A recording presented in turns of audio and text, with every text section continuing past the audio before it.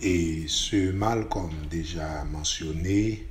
est notre Seigneur et Sauveur Jésus-Christ, qui est l'enfant mâle, en qui tous ceux qui sont rachetés pour Dieu, ou nous qui avons subi cette opération de nouvelle naissance, ou de séparation d'une vie charnelle pour une nouvelle vie en Jésus-Christ,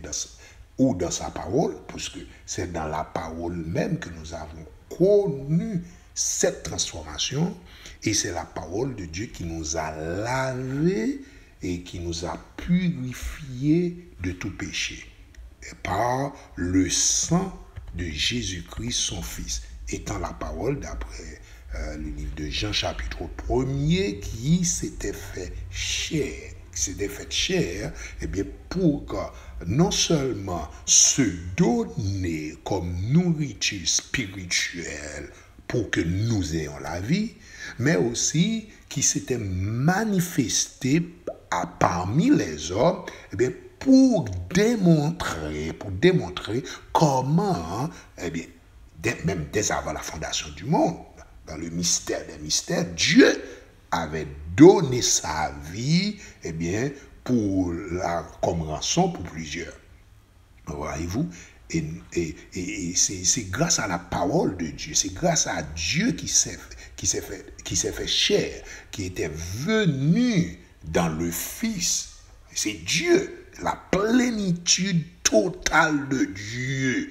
C'était Dieu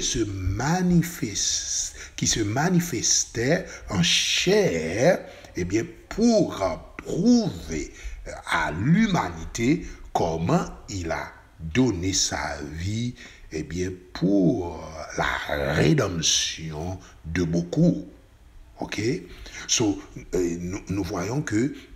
la parole qui est la vie, la parole qui est esprit, la parole qui est une épée qui a transpercé tous les enfants de Dieu, finalement pourra exercer ou encore opérationner cette circoncision en nous dépouillant des œuvres de la chair, et maintenant pour que nous puissions mener une vie nouvelle avec des œuvres divines, avec des œuvres nouvelles, des œuvres du Saint-Esprit dans notre vie, comme 2 Corinthiens 5, 17, si quelqu'un est en Christ,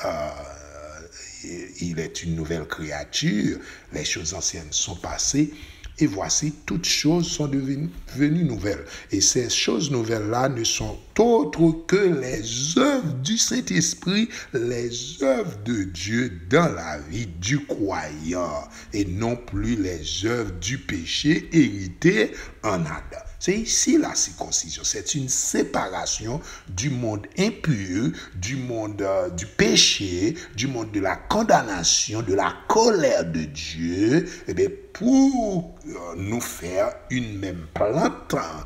une même nature avec Dieu maintenant, là où nous haïssons le péché. Nous ne voulons plus pécher parce que Dieu hait le péché. Dieu hait la fornication, Dieu hait l'adultère, Dieu hait toutes ces choses-là, et que Dieu veut nous amener à l'obéissance à sa parole ou à l'obéissance à lui-même. On va retourner et pour continuer avec le développement sur la circoncision des enfants de Dieu.